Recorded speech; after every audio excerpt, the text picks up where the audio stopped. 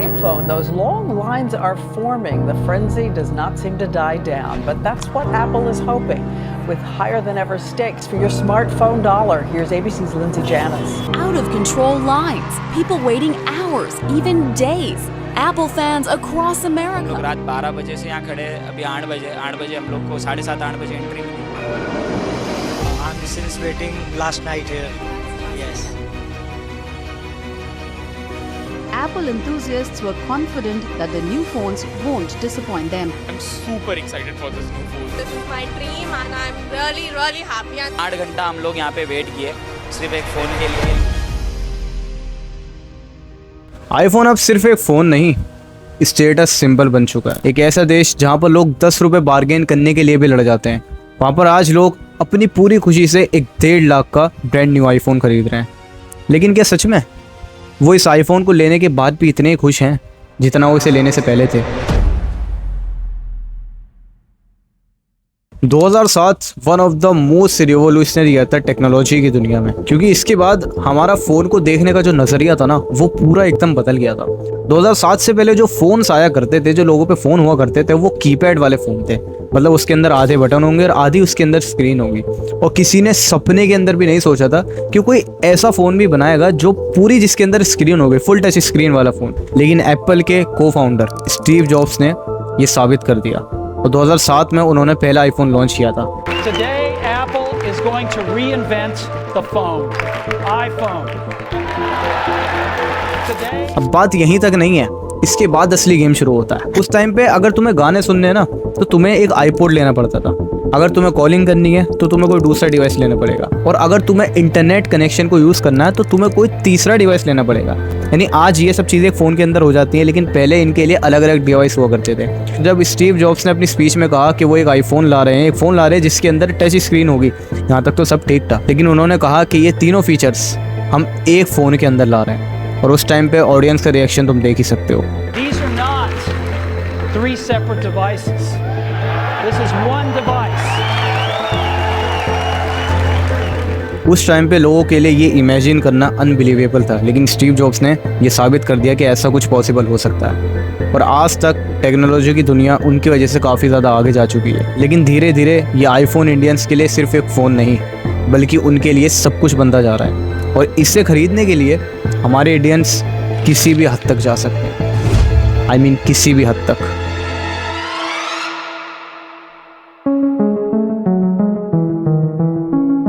पिछले 2 साल के अंदर आईफोन्स की जो सेल है इंडिया के अंदर, वो 50% से ज़्यादा बढ़ चुकी हैं। यानी कि इंडिया के अंदर दबा के आईफोन बिक रहा है। और जो लोग इस चीज़ को, इस आईफोन को अफोर्ड नहीं कर पा रहे, उन लोगों का क्या?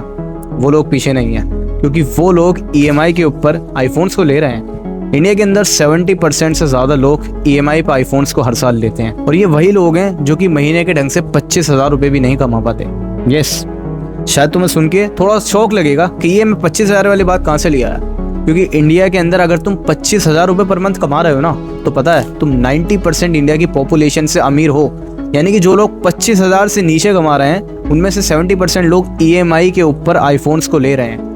ये वो जिद वाली बात होती है ना कि अगर मैं अफोर्ड नहीं कर सकता कैश के अंदर, तो मैं उसे लूँगा, क्योंकि मेरी जिद आईफोन लेना। इस तरह की टॉक्सिसिटी इंडिया के अंदर आईफोन्स को लेके फैल रही है। और अगर तुम्हें सच में अभी एक brand new iPhone 16 pro max लेना है, और तुम्हारी सैलरी है महीने की मान लो 25,000 रुपये, तो तुम्हें अपनी कम से कम 6 महीने की सैलरी को लगाना पड़ेगा। उसके बाद तुम वो आईफोन अफोर्ड कर पाओगे। लेकिन यहाँ पर भी एक ट्विस्ट है, तुम 6 महीने की टोटल सैलरी आईफोन के अंदर तो कभी लगा ही नहीं सकते, क्योंकि तुम्हारे घर का खर्च, मान लो तुम कहीं जाते हो, घूमने जाते हो, वहाँ का खर्च, किसी को हेल्थ प्रॉब्लम हो गई उसका खर्च, खाने पीने का खर्च, कपड़ों का खर्च, या कोई शादी पार्टी हो गई तो उसका खर्च। इन सब खर्च होने के बावजूद भी लोग आईफोन से इतने ज़्यादा ऑब्सेस्ड हैं कि वो कुछ ना कुछ करके, जिद करके आईफोन को खरीद लेते हैं। ये वीडियो देख लो। तो इतने सारे पैसे लेकर आए हो, तो किस लिए लेकर आए फोन? आईफोन खरीदने के लिए क्या हो? इसको पैसा आप दिए हैं या आप? हम बाबू दिए। इसको पैसा आप दिए? तो कह रहे हैं कि मंदिर में फूल बेचते हैं, ये सच बात है? फूल पत्ती हम बेचीला भैया, ये खाली हमसे 3 दिन से खाना ना खाता। अच्छा, ये खाना नहीं खा रहे? आईफोन के लिए खाना नहीं खा रहे? नहीं। इन आंटी के काम से साफ साफ पता चल रहा है कि ये महीने के लाखों रुपए तो नहीं कमाती होंगी। तुम फूल बेच के कितने ही रुपए कमा लोगे महीने के। लेकिन उसके बाद भी इन्होंने अपने बेटे को एक आईफोन दिलाया है, वो भी अपनी मर्जी से नहीं, ज़बरदस्ती। क्योंकि इनके बेटे की ऑब्सेशन लेवल आईफोन से इतनी है कि उसने ये कह दिया मैं 3 दिन तक खाना नहीं खाऊंगा। अगर तुमने मुझे आईफोन नहीं दिलाया तो। 3 दिन से खाना ना खाता हूँ। लेकिन सवाल तो सबसे बड़ा पता है क्या आता है कि इंडियंस के अंदर इतना ज़्यादा ऑब्सेशन आईफोन को लेके आया कहाँ से।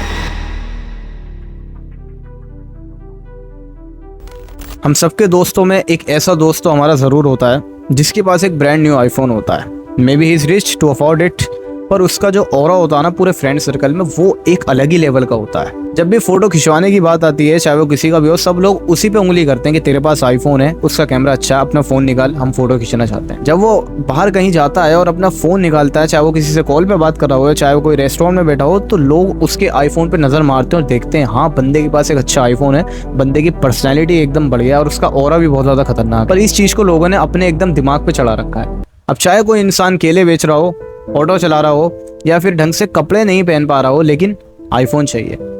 चाहे वो महीने के कुछ हजार रुपए ही कमाता हो, लेकिन आईफोन चाहिए। आईफोन चाहिए तो चाहिए, क्योंकि उसकी मेंटेलिटी ये बन जाती है कि अगर मैं एक आईफोन लूंगा तो मेरी 1-2 गर्लफ्रेंड तो आराम से पड़ जाएंगी और मेरा ऑरा अपने दोस्तों के अंदर एकदम अलग ही लेवल पे चले जाएगा। पर पता सच्चाई क्या है? Not a single person in this world care about your fucking iPhone, and that's true. मैं तुम्हें एक स्टोरी सुनाता हूँ, and it is a true story about my friend. मेरे दोस्त ने अभी एक आईफोन लिया था EMI के ऊपर, वो भी पार्ट टाइम जॉब करके। मतलब हम अभी स्कूल भी पढ़ते हैं, तो उसने स्कूल पढ़ते पढ़ते एक पार्ट टाइम जॉब करी। उसके बाद उसने एक आईफोन EMI पे बुक कर लिया। आईफोन आ गया, और आईफोन आने के बाद वो ये सोच रहा था कि मेरी तो पूरी दुनिया ही बदल जाएगी। बट इन रियलिटी एक छोटा सा मोबाइल तुम्हारी पूरी पर्सनैलिटी को कैसे चेंज कर सकता है। और फाइनली सच उसे कुछ महीनों में समझ में आ गया, और अब तो उसने अपना आईफोन बेच दिया, क्योंकि जब घर में खाना खाने तक के पैसे नहीं है, अच्छा कपड़े पहनने तक के पैसे नहीं है, तो तुम आईफोन लेके बस अपने आप को एक ऐसे धोखे में डाल रहे हो और दिखा रहे हो कि मैं बहुत ज़्यादा अच्छा और रिच इंसान हूँ, मेरा बहुत ज़्यादा हाई स्टेटस है। बट इन रियलिटी तुम सिर्फ अपने आप को एक धोखे में डाल रहे हो, और इस हाई स्टेटस के पीछे कितने ज़्यादा दुख और दर्द छुपे हैं ये तुमसे बेहतर और कौन जानेगा। लेकिन अब भी लोग 17-17 घंटे लाइन में खड़े रहते हैं just to buy a new iPhone सबसे पहले। मतलब ये कंपटीशन बन चुका है, जो सबसे पहले ब्रांड न्यू आईफोन खरीदेगा वो इसमें सबसे ऊपर होगा। लेकिन यहाँ पर ना एक सवाल आता है, क्या सच में सारी गलती तुम्हारी है? मतलब ये इतना ऑब्सेशन और इतना लगाओ एक फ़ोन को लेके आखिर कैसे आ सकता है कि इसमें सारी गलती तुम्हारी है? द आंसर इज नो, क्योंकि एप्पल एक मास्टरमाइंड है और उससे पता है अपने जो कस्टमर्स हैं उनको कैसे मैनिपुलेट करके अपने प्रोडक्ट को किसी भी तरीके से बेचना है। क्योंकि they are not just selling phones like all android mobiles, they are selling status. क्या लगता है एक फ़ोन से इतना ज़्यादा लगाओ क्या ऐसे ही तुम्हारे दिमाग के अंदर पैदा हो गया? नहीं, ये तुम्हारे दिमाग के अंदर डाला गया है। अगर कभी भी तुम एप्पल का स्टोर विजिट करोगे ना इंडिया के अंदर, तो तुम्हें ऐसा लगेगा भाई मैं तो स्वर्ग में आ गया हूँ। मतलब ऐसी वो जगह होगी, वहाँ का इंटरफेस ऐसा होगा, वहाँ की पूरी बिल्डिंग ऐसी होगी, वहाँ अगर तुम जाओगे ना तो तुम्हें ऐसा लगेगा कि भाई बहुत ज़्यादा बढ़िया बड़ी जगह आ गया हूँ मैं, एकदम मॉल से भी ज़्यादा अच्छी जगह। और हमारे दिमाग के अंदर सिंपली क्लिक होगा कि अगर ये जगह बहुत ज़्यादा अच्छी है तो इसके अंदर जो चीज़ें बिक रही हैं, जो प्रोडक्ट बिक रहे हैं वो भी एक नंबर होंगे, जो कि होते हैं। एप्पल्स के प्रोडक्ट एक नंबर होते हैं और सबसे ज़्यादा यूनिक भी होते हैं। पर सिर्फ इतना ही नहीं, एप्पल अपने एड्स के अंदर ना कभी भी किसी बड़े एक्टर को नहीं लेता। अगर तुम दूसरे एंड्रॉयड मोबाइल्स के एडवर्टीजमेंट को देखोगे, उसमें एक बड़े वो एक्टर को ले लेंगे और उससे प्रमोशन करवा लेंगे और सोचेंगे हमारा फ़ोन बहुत ज़्यादा बिकेगा उस एक्टर की वजह से। आईफोन वाले कभी भी एक्टर को अपने ऐड के अंदर लेते ही नहीं है, बल्कि वो लेते तो किसी नॉर्मल पर्सन को है जिसे हम शायद नहीं जानते, जो इतना ज़्यादा फेमस नहीं है, लेकिन वो जो उसके अंदर चीज़ें दिखाते हैं ना, वो रिफ्लेक्ट करती है लग्जरी को और एक स्टेटस को। अपने वो एड्स को इस तरीके से बनाते हैं, वो हमें ये दर्शाता है कि ये जो फ़ोन है सिर्फ एक फ़ोन नहीं है, इसे लोगे तो तुम्हारा स्टेटस बदलेगा, तुम्हारी पर्सनैलिटी बदलेगी, तुम एक अलग ही लेवल के इंसान बन जाओगे। इस तरीके से उस ऐड के अंदर मैनिपुलेशन की टेक्निक्स होती हैं। और वहाँ पर साफ साफ ये भी लिखा होता है कि अगर फ़ोन वो 1.5 लाख का है, तुम अफोर्ड नहीं कर सकते तो तुम EMI भरवा सकते हो। यानी कि चीज़ को इतना ज़्यादा सिंपल कर दो, इतना ज़्यादा सिंपल कर दो कि तुम्हारे पास उसे ख़रीदने के अलावा कोई ऑप्शन ही ना बचे। और ज़रा खुद सोचो, मान लो तुम एक EMI बनवा रहे हो, तुमने 2 साल की EMI बना ली, 1.5 लाख का तुमने फ़ोन लेना है, तो तुम्हारा लगभग 6,250 रुपये महीने के जाएंगे EMI पे जब तुम वो फ़ोन ले लोगे। और दिक्कत सबसे ज़्यादा पता है क्या है? फ़ोन तो तुम्हारा पहले ही दिन आ जाएगा। तुमने अगर आज ऑर्डर किया, मान लो 3-4 दिन में तुम्हारा फ़ोन आ जाएगा। EMI अब तुम 2 साल तक भरते रहोगे। और हमारे दिमाग को ऐसा लगता है कि हमने एक साथ 1.5 लाख रुपये नहीं दिए और हम अब 6,000 करके दे रहे हैं, तो मतलब हम कम दे रहे हैं, लेकिन देने तो उतने ही पड़ेंगे ना, जब भी देने तो 1.5 लाख ही पड़ेंगे।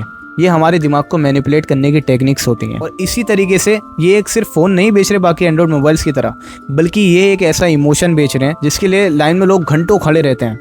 मर मर के 1 लाख रुपए देने के बाद वो एक नया आईफोन ले पाते हैं।